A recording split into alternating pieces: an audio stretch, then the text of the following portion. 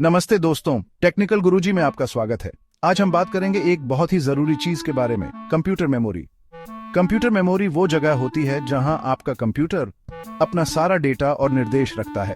जैसे आप अपनी किताबें अपनी अलमारी में रखते हैं। ये आपके कंप्यूटर के लिए बहुत जरूरी है क्योंकि इससे आपका कंप्यूटर तेजी से काम कर पाता है।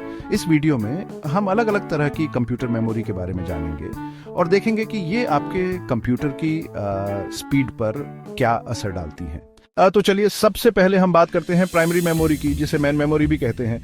ये मेमोरी सीधे आपके कंप्यूटर के सीपीयू से जुड़ी होती है और कुछ देर के लिए डेटा को अपने पास रखती है। ये एक तरह की वर्किंग मेमोरी होती है जहां आपके कंप्यूटर के सारे प्रोग्राम और डेटा रहते हैं जब तक आप उन्हें इस्तेमाल कर रहे होते हैं। जब आप कोई प्रोग्राम खोलते हैं तो वो इसी प्राइमरी मेमोरी में आ जाता है। प्राइमरी मेमोरी दो तरह की होती है, आरएम और आरओएम।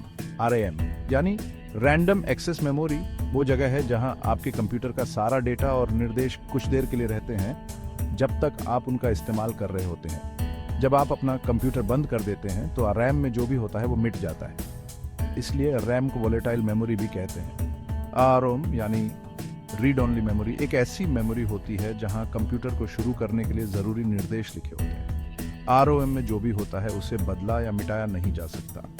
अब आप सोच रहे होंगे कि आरएम और आरओएम में क्या फर्क है। तो आरएम आपके कंप्यूटर के लिए एक मेज की तरह है जहां आप काम करते हैं, जबकि आरओएम आपके कंप्यूटर के लिए एक नियमों की किताब की तरह है। अब बात करते हैं सेकेंडरी मेमोरी की। ये एक तरह की परमानेंट मेमोरी होती है जहां डेटा को लंबे समय के लिए रखा जाता है, चाहे आपका कंप्यूटर बंद हो या चालू।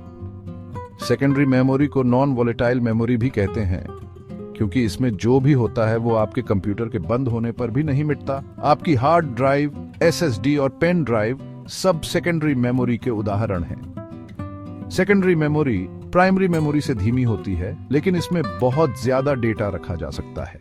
जब आप कोई फाइल सेव करते हैं तो वो आपकी हार्ड ड्राइव या एसएसडी जैसी सेकेंडरी मेमोरी में सेव होती है। सेकेंडरी मेमोरी कई तरह की होती है, जैसे HDD hard disk drive, SSD solid state drive, on optical disk, CD, DVD और फ्लैश ड्राइव। एचडीडी सबसे आम सेकेंडरी मेमोरी होती है जो सस्ती और आसानी से मिल जाती है। एसएसडी एचडीडी से तेज और ज्यादा टिकाऊ होती है, लेकिन ये महंगी भी होती है। ऑन ऑप्टिकल डिस्क का इस्तेमाल डेटा को परमानेंटली रखने के लिए होता है, जबकि फ्लैश ड्राइव का इस्तेमाल डेटा को एक डिवाइस से दूसरे डिवाइस में ले जाने के लिए होता है।